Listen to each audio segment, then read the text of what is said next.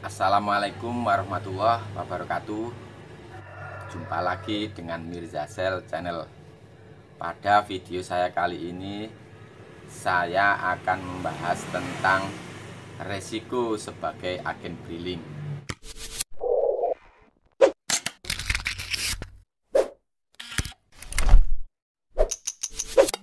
Tapi seperti biasa, saya masih tetap terus mengharapkan dukungannya dengan cara tekan tombol subscribe, like, dan tinggalkan komentar di bawah video saya kali ini. Terima kasih. Setelah pengajuan kita menjadi agen briling di ACC oleh pihak BRI, ataupun bagi teman-teman yang ingin mengajukan menjadi agen briling ke BRI, tentunya yang namanya bisnis suatu saat kita akan mengalami kendala, resiko, hambatan, dan lain-lain. Jadi buat teman-teman yang ingin mengajukan menjadi agen briling ataupun teman-teman yang baru saja menjadi agen briling, silakan simak video saya kali ini. Yang namanya bisnis apapun itu pasti akan ada hambatan, rintangan, gangguan, ataupun resiko. Tidak terkecuali dengan agen briling. Adapun hambatan-hambatan atau rintangan-rintangan ataupun resiko yang akan dialami oleh seorang agen briling, diantaranya yaitu tidak mencapai target. Khususnya ini untuk agen briling pemula. Awal-awal atau pertama kali kita menjadi agen briling dengan menggunakan aplikasi briling mobile yang pakai HP, kita akan ditarget minimal 45 transaksi per bulan. Jadi seandainya dalam satu bulan kita tidak mendapatkan 45 transaksi, maka secara otomatis kita akan di-cut atau dinonaktifkan akun kita sebagai agen briling. Mengapa demikian?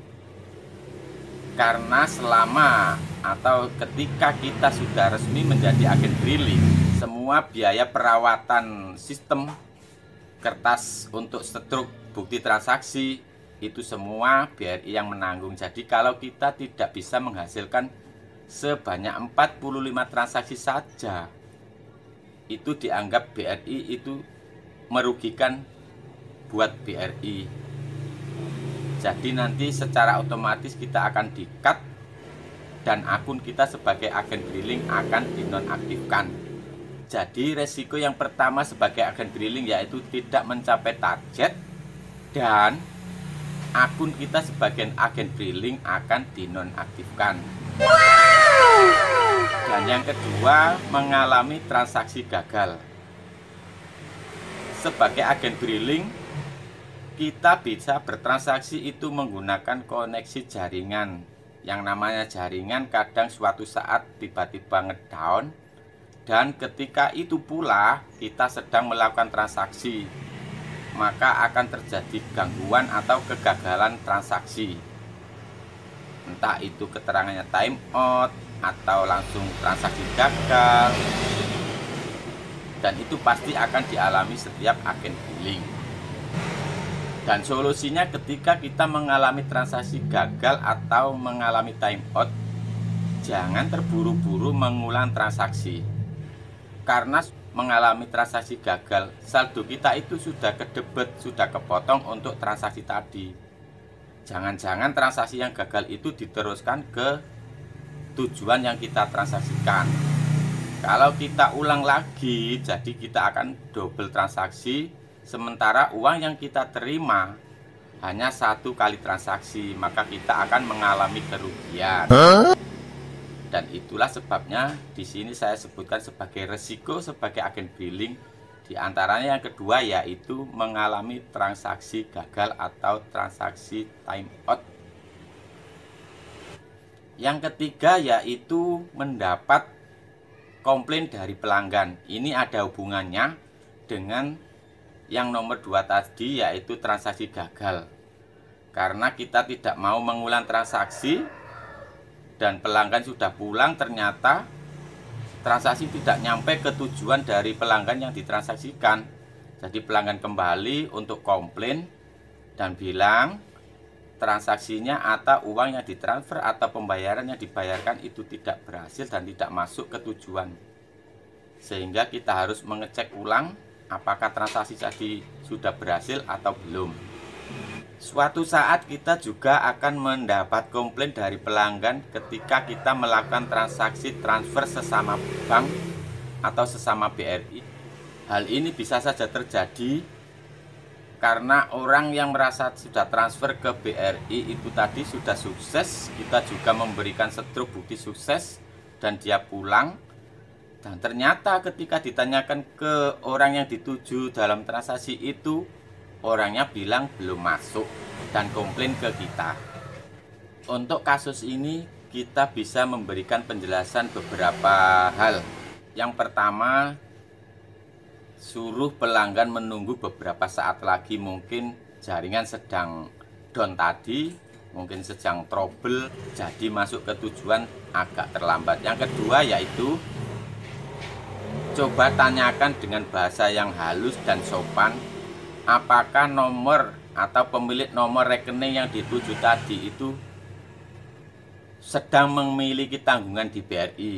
Karena kalau nomor rekening tertentu sedang memiliki tanggungan di BRI, sementara sudah waktunya jatuh tempo untuk membayar angsuran, dan waktu penarikan dari sistem itu sedang kosong, dari rekening yang dituju tadi itu sedang kosong, maka ketika kita sebagai agen briling mengirim atau mengisi ke nomor rekening yang sedang ada tanggungan ke BRI itu, secara otomatis uang yang masuk ke rekening yang dituju tadi itu akan ditarik oleh sistem BRI.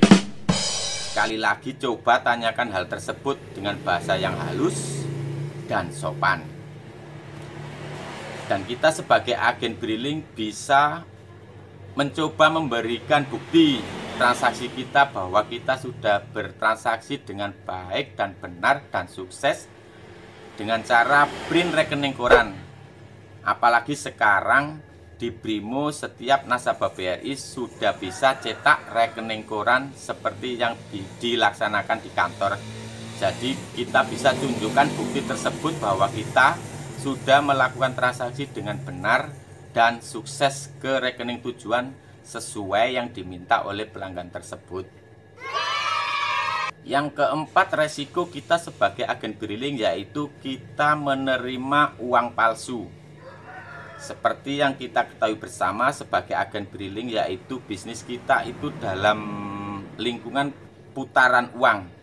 Uang keluar masuk, orang tarik, uang kita dibawa, orang transfer, kita ambil uang orang yang transfer. Jadi hati-hati dalam menerima uang dari pelanggan.